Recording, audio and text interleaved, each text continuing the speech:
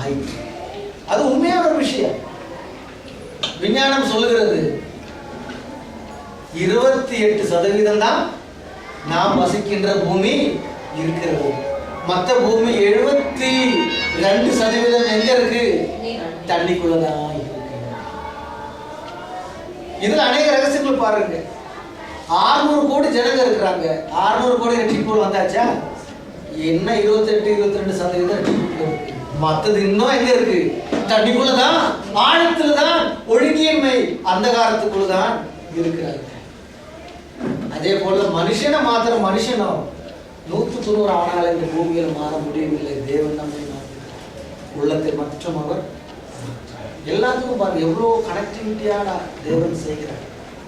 எப்படி உலகத்தில் ஒளி உண்டாக்குனதோ முதல்ல, அதே போலதான் சுவிசேஷத்தின் ஒளி ஒருவன் உள்ளத்தில் போனாதான் அவன் பூர்ண சுத்தத்துக்குள் வருகிறான். அங்கே கண்ணுல பார்க்கிற ஒளி, இங்கே உன் ஆத்மாவை புரிகின்ற சுவிசேஷம் என்ற ஒளி. இது மனதுக்குள் போகாதபடிக்கு சாத்தான் நட செய்கிறான். வேற ஒன்றும் அல்ல. இது மர்மமான விஷயம். அநேக இந்த விஷயத்தை தெரிந்து கொள்ளாமல் இருக்கிறார்கள் இல்லையா? இது ஒரு மர்மமான விஷயம். ಆದಿಗಾಂಡ 1ನೇ ಅಧ್ಯಾಯ 1-2 ವಾಕ್ಯ. ಆದಿಯಲ್ಲಿ ದೇವರು ಆಕಾಶವನ್ನು ಭೂಮಿಯನ್ನು ಸೃಷ್ಟಿಸಿದನು.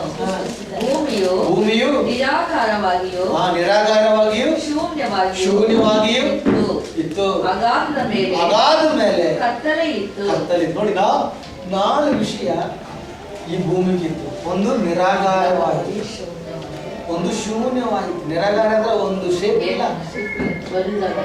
ಅರ್ಥ ಆಯ್ತು? ಒಳಗಿನ್ಮೆ, வெறுமை, ಶೂನ್ಯ ಆಯಿತು.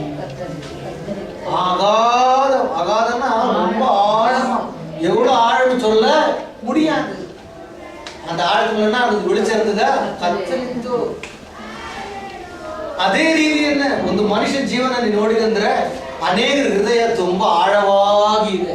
ಅವರು ಯಾವ್ದು ರೀತಿಯಲ್ಲಿ ಅವ್ರ ಬೆಳವಣಿಗೆ ಬರೋದು ಎಷ್ಟೋ ಹೇಳಿಕೊಡಿ ಸಾಧ್ಯನೇ ಇಲ್ಲ. ಯಾಕೆ ಗೊತ್ತಾ?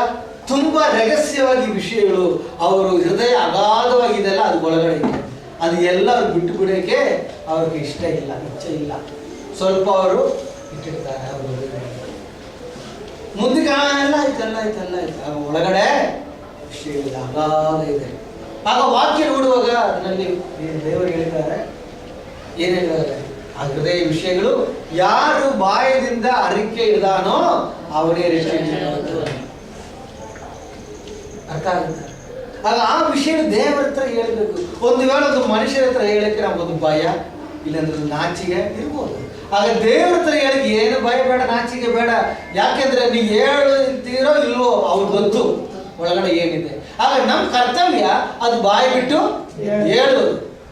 ಅದು ನಮ್ದು ಕರ್ತವ್ಯ. ಅದು ನಮ್ಮ ಕರ್ತವ್ಯ ನಾವು ಮಾಡುವಾಗ ಅವ್ರ ಕರ್ತವ್ಯ ಅವ್ರು ಖಂಡಿತಾಗಿ ಮಾಡೇ ಮಾಡ್ತಾರೆ. ಆಗುತ್ತಾ?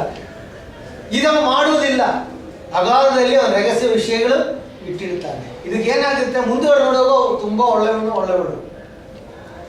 ಹಾಗೆ ಅವ್ರ ಜೀವನದಲ್ಲಿ ಕರ್ತವ್ಯ ಅವ್ರಿಗೆ ಗೊತ್ತಾಗೋದಿಲ್ಲ. ನಾವು ಕತ್ತಲ್ಗೊಳಗಿರೋ ವಿಷಯ ಅವ್ರಿಗೂ ಗೊತ್ತಾಗೋದಿಲ್ಲ. ಅವ್ರ ಚಿಂತೆಯಲ್ಲಿ ನಾವು ಬೆಳಕಲ್ಲಿ. ಆಗ ಮತ್ತೆ ವಿಷಯ ನೋಡುವಾಗ ಗೊತ್ತಾಗುತ್ತೆ ನಾವು ಕತ್ತಲ್ ಒಳಗಡೆ ಇದೆ. ಯಾವ್ದು ರೀತಿಯಲ್ಲಿ ಗೊತ್ತಾಗುತ್ತೆ ಗೊತ್ತಾ? ಅವರು ಜೀವನ ಶೂನ್ಯವಾಗಿ, ಅದು ಮುಖಾಂತರವಾಗಿ ನಿರಾಕಾರವಾಗಿ ಇರ್ತಾರೆ. ಅನೇಕ ವಿಶ್ವಾಸಗಳಿದ್ದಾರೆ, ಕ್ರಿಶ್ಚಿಯನ್ಸ್ ಇದ್ದಾರೆ. ಅವ್ರ ಜೀವನ ನೋಡಿದಂದ್ರೆ ಅವ್ರ ಕುಟುಂಬದಲ್ಲಿ ಆಗಿರಲಿ, ಅವ್ರ ಮುಖಾಂತರವಾಗಿ ಇನ್ನೊಬ್ಬರಿಗಾಗಲಿ ಏನು ಪ್ರಯೋಜನ. ಎಷ್ಟೋ ವಿಶ್ವಾಸಗಳಿದ್ದಾರೆ. ಆಗ ಯೇಸು ಕ್ರಿಸ್ತು ಪ್ರಪಂಚದಲ್ಲಿರುವಾಗ ಚೆನ್ನಾಗಿ ಹೇಳಿಕೊಡ್ತಾರೆ. ನಾನೇ, ಆ ಯೋಹನ ಸುವಿಶೇಷ 1ನೇ ಅಧ್ಯಾಯ 5-6 ವಾಕ್ಯದಲ್ಲಿದೆ, ಅವರು ಬೆಳಕಾಗಿ ಪ್ರಪಂಚದಲ್ಲಿ ಬಂದಿದ್ರು. ಯಾರೆಲ್ಲ ಮಂದಗಾರದಲ್ಲಿದ್ದಾರೋ ಅವ್ರಿಗೆ ಬೆಳಕು ದಾರಿ. ಆಗ ನಾವೇ ಯಾರೆಲ್ಲ ಅವರು ಸ್ವೀಕರಿಸಿದಾರೋ ನಾವೆಲ್ಲ ಆ ಬೆಳಕು. ನಾವು ಅಂಧಕಾರದಲ್ಲಿರೋದು, ನಾವು ದಾರಿ ತೋರಿಸ್ಬೇಕಾಯ್ತು. ನಾವು ನಮ್ಮ ಜೀವನ ನೋಡಿ ಅನೇಕ ಜೀವನದಲ್ಲಿ ಅದು ದಾರಿ ಹತ್ರ ಕೆಲಸ ಮಾಡಬೇಕು. ಆಗ ಅನೇಕ ವಿಶ್ವಾಸಿಗಳ ಜೀವನ ನೋಡಿದ್ರೆ ಅನೇಕ ಅದಕ್ಕೆ ಅಡ್ಡೆ ಆಗಿದೆ. ಅವ್ರ ವಿಶ್ವಾಸದಲ್ಲಿ ಬರಬೇಕು ಅನೇಕರಿಗೆ, ಅದು ಇವ್ರ ಜೀವನ ಅವ್ರಿಗೊಂದು ಅಡ್ಡೆ ಆಗುತ್ತೆ. ಯಾವ ರೀತಿಯಲ್ಲಿ? ಯಾಕೆ ಅಂದ್ರೆ ಅಗಾಧದಲ್ಲಿ ವಿಷಯಗಳು ಇನ್ನೂ ಇದೆ, ಅದೊಂದು ಬಾಯಿ ಬಿಟ್ಟು ಹೇಳೋದಿಲ್ಲ. ಅದ್ರ ಮುಖಾಂತರ ಅಂಧಕಾರದೊಳಗಡೆ ಇದ್ದಾರೆ, ಶೂನ್ಯವಾಗಿ ಇದ್ದಾರೆ, ನಿರಾಕಾರವಾಗಿ ಇದ್ದಾರೆ. ಈ ವಿಷಯ ಯಾವ್ದು ರೀತಿಯಲ್ಲಿ ಪ್ರಪಂಚ ಒಂದು ಕಾಲ ಅದೇ ರೀತಿಯಲ್ಲಿ ಇತ್ತು ಇಲ್ವಾ? ಅಗಾಧ ಇತ್ತು, ಅಂಧಕಾರ ಕತ್ತಲಿತ್ತು, ನಿರಾಕಾರವಿತ್ತು, ಶೂನ್ಯವಾಗಿತ್ತು. ಇದೆಲ್ಲ ಸರಿ ಮಾಡಬೇಕಾದ್ರೆ ಫಸ್ಟ್ ಅವರು ಸೃಷ್ಟಿ ಮಾಡಿದ್ದು ಬೆಳಕನ್ನು ಸೃಷ್ಟಿ ಮಾಡಿ. ಪೂರ್ತಿ ಪ್ರಪಂಚ ಅವರು ಶುದ್ಧ ಮಾಡಿಲ್ಲ. ಎಷ್ಟು ಜಾಗ ಮನುಷ್ಯನಿಗೆ ಬೇಕೋ ಅಷ್ಟು ಜಾಗನೇ ಮಾಡಿದ್ರು. ಮತ್ತೆ ಜಾಗ ಇನ್ನು 72% ಎಲ್ಲಿದೆ? ನೀರು ಒಳಗಡೆ ಇದೆ. ಆಗ ಬೇಕಾಗಿರೋದು ಮಾತ್ರ ಅವರು ಶುದ್ಧ ಮಾಡಿದ್ರು. ಅದೇ ರೀತಿಯನ್ನು ಮನುಷ್ಯನೇ ಅವರು ಶುದ್ಧ ಮಾಡಿದ್ರು. ಅರ್ಥ ಆಗುತ್ತಾ? ಯಾವುದೇ ರೀತಿಯಲ್ಲಿ ಅವರದು ಸುವಾರ್ಥ, ಶುಭ ಸಮಾಚಾರ ಅದು ಅವ್ರ ಜೀವನದಲ್ಲಿ ಬೆಳಕಾಯಿತು. ಅದು ಹೃದಯದಲ್ಲಿ ಹೋಗುವಾಗ ಏನಾಗುತ್ತೆ? ಆ ಬೆಳಕು ಚೆನ್ನ ಪ್ರಕಾಶದಲ್ಲಿ ಅವನ ಹೃದಯ, ಅವನ ಜೀವನ ಅವನು ಕಾಣಿಸುವಾಗ ಅವನ ಅಂಧಕಾರ ಕತ್ತಲು ಅವನ ಬಿಟ್ಟು ದೂರ ಹೋಗುತ್ತೆ. ಅಗಾಧ ಒಳಗಡೆ ಏನಿದೆ ಇದು ಗೊತ್ತಾಯ್ತು. ಅರ್ಥ ಆಗುತ್ತಾ? ತಿರುಗ ನಿರಾಕಾರ ಜೀವಿಯ, ಶೂನ್ಯವಾಗಿರೋ ಜೀವಿಯ ಅವನು ಬಿಟ್ಟು ಹೋಗಿ ಎಲ್ಲರಿಗೂ ಅವಶ್ಯಕತೆ ಇರುವ ಗಿಡಗಳ ಹತ್ರ ದೇವರದು ಒಂದೊಂದು ಕನಿಗಳು ಅವ್ರ ಜೀವನದಲ್ಲಿ ಅನೇಕರು ಕೊಡಕ್ಕೆ ಅವ್ರ ಕೈಯಲ್ಲಿ ಅನೇಕರ ಜೀವನದಲ್ಲಿ ದೇವರ ಕನಿಯೇ ಕನಿ ಇದೆ ಅಂದ್ರೆ ಗೊತ್ತಾಗುತ್ತೆ ಇಲ್ವಾ? ಅಂಗಡಿ ಇಟ್ಟಿದೆ, ಅಂಗಡಿಯಲ್ಲಿ ಏನೋ ಬಿಸ್ನೆಸ್ ಮಾಡಕ್ಕಿಲ್ಲ, ಸುಮ್ಮನೆ ವೆಜಿಟೇಬಲ್ ತರಕಾರಿ ಅಂಗಡಿ ಇದೆ, ಏನೋ ಒಳಗಡೆ ಇರ್ಬೇಕಲ್ವಾ? ಏನಿಲ್ಲ ಅಂದ್ರೆ ಜನರು ಬಂದು ನೋಡ್ತಾರೆ, ಆ ಅಂಗಡಿಯಲ್ಲಿ ಪ್ರಯೋಜನ ಇಲ್ಲಪ್ಪ, ಏನು ಸಿಕ್ಕಲ್ಲ. ಅದೇ ರೀತಿಯಲ್ಲಿ ನಾವು ಪ್ರಪಂಚದಲ್ಲಿ ಇರಬಾರ್ದು. ನಮ್ಮ ಕಡೆ ಜನಗಳಿಗೆ ಬೇಕಾಗಿರೋ ಕಣಿ ನಮ್ಮ ಕಡೆ ಇರಬೇಕು, ದೇವರದು ಫಲ ನಮ್ಮ ಕಡೆ ಇರಬೇಕು. ಅದಕ್ಕೆ ಬೇಕಾಗಿರೋ ಗಿಡಗಳೇನ ದೇವರದು ವಾಕ್ಯ, ಅದು ಹೃದಯದಲ್ಲಿ ಅವರು ಬೀಜ ಹಾಕಿ ಮಾಡ್ತಾರೆ. ಅನೇಕ ಜೀವನದಲ್ಲಿ ಆ ಬೀಜ ಏನಾಗುತ್ತೆ? ಮಣ್ಣು ಆಳವಾಗಿ ಇಲ್ಲ, ಅದಕ್ಕೆ ಬೇರು ಹೋಗುವುದು ಇಲ್ಲ. ಕೆಲವರ ಜೀವನದಲ್ಲಿ ಮಣ್ಣು ಇತ್ತು, ಬೇರು ಹೋಗಿತ್ತು, ಅದರ ಮೇಲ್ಗಡೆ ಮುಳ್ಳು ಚೆಡಿ ಎಲ್ಲ ಇತ್ತೆ, ಸರಿಯಾಗಿ ಫಲ ಪಡೆಯುವುದು ಸಾಧ್ಯನೂ ಇಲ್ಲ. ಆಗ ಅದ್ರಲ್ಲಿ ನೋಡಿ ಎಷ್ಟು 100 ಇದೆ. ಎಷ್ಟು ಉದಾಹರಣೆ ಹೇಳಿದ್ದಾರೆ ಅವರಲ್ಲಿ? 4 ಉದಾಹರಣೆ ಹೇಳಿಲ್ಲ. ಒಂದು ದಾರಿಯಲ್ಲಿ ಬೀಜ ಹಾಕಿದ್ರು, ಕಾಕ ಪಕ್ಷಿ ಬಂದು ಎತ್ಕೊಂಡು ಹೋಗಿದ್ರು. ಇನ್ನೊಂದು ಆಳ ಇಲ್ಲದ ಮಣ್ಣಲ್ಲಿ ಬಿದ್ದು ಟಕ್ಕಡು ಆ ಗಿಡ ಬಂದಿದ್ರು, ಆಗ ಒಣಗೋದು. 3ನೇ ಮುಳ್ಳುಕೊಳಗಡೆ 4ನೇ.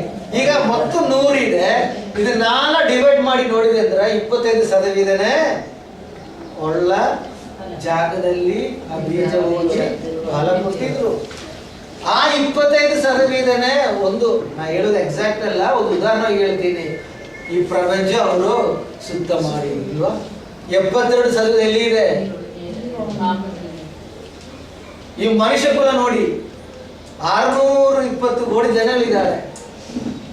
ಎಷ್ಟು ಜನ ವಿಶ್ವಾಸದಲ್ಲಿದೆ? ಇದೇ 22-25 ನೋಡಿದ್ದೀರ? ಎಲ್ಲಿ ದೇವರಿಗೆ ಹೇಳಿರೋ ಉದಾಹರಣೆಯಲ್ಲಿ ಎಲ್ಲ ಒಂದಕ್ಕೊಂದು ಸಂಬಂಧ ಇದೆ, ಕನೆಕ್ಟಿವಿಟಿ ಇದೆ, ಕನೆಕ್ಷನ್ ಇದೆ. ಒಂದು ವಿಶ್ವಾಸ ಇದೆ. ಕಣ್ಣು, ಮೂಗು, ಮುಡಿ, ಮೇಯಿ ಎಲ್ಲ ಶುದ್ಧ ಮಾಡ್ತಾರೆ ಅವರು. ಅವ್ರು ಬರೋ ನಮ್ಮ ಇದೇ ಮಾತ್ರ ಶುದ್ಧ ಮಾಡ್ತಾರೆ. ಅದು ಮಾಡುವಾಗ ತಾನಾಗಿ ಎಲ್ಲ ಶುದ್ಧ ಆಗುತ್ತೆ. ಎಲ್ಲ ಶುದ್ಧ ಮಾಡಿದ್ದಾರೆ, ತಾನಾಗಿ ಶುದ್ಧ. ನಾವು ತಾನ ಶುದ್ಧ ಮಾಡೋ ಸಾಧ್ಯನೇ ಇಲ್ಲ. ಯಾಕೆಂದ್ರೆ ಅವರು ಎಲ್ಲಿರ್ಬೇಕೋ ಆ ಜಾಗ ಅವರು ಶುದ್ಧ ಮಾಡಿದ್ರು. ಮನುಷ್ಯರು ಎಲ್ಲಿ ಜೀವನ ಮಾಡಬೇಕೋ ಆ ಜಾಗ ಮಾತ್ರ ಅವರು ಶುದ್ಧ ಮಾಡಿದ್ರು. ದೇವರಲ್ಲಿ ಇರ್ಬೇಕು ಆ ಜಾಗ ಮಾತ್ರ. ದೇವರಲ್ಲಿ ಇರ್ಬೇಕು ಶರೀರದಲ್ಲಿಯ? ನಮ್ಮ ಹೃದಯದಲ್ಲಿ. ಹೃದಯ ಮಾತ್ರ ಆತ್ಮ ಶುದ್ಧ ಮಾಡಿ. ಯಾಕೆ ಗೊತ್ತಾ? ಈ ಆತ್ಮದಿಂದನೇ ಒಳ್ಳೆ ಕೆಟ್ಟ ವಿಷಯಗಳೆಲ್ಲ ಬರುವುದು. ಯಾಕೆ ಮನುಷ್ಯ ಜೀವನ ಮಾಡುವ ಈ ಪ್ರಪಂಚ ಶುದ್ಧ ಮಾಡಿದ ಗೊತ್ತಾ? ಅದಕ್ಕೆ ಮನುಷ್ಯರಿಗೆ ಬೇಕಾಗಿರೋ ಗಿಡಗಳು, ಬೇಕಿಲ್ಲದ ಗಿಡಗಳು ಎಲ್ಲ ನೋಡಿ. ಯಾವ್ದು ರೀತಿಯಲ್ಲಿ ನೀವು ನೋಡಿ ಅದಕ್ಕೊಂದು ಸಂಬಂಧ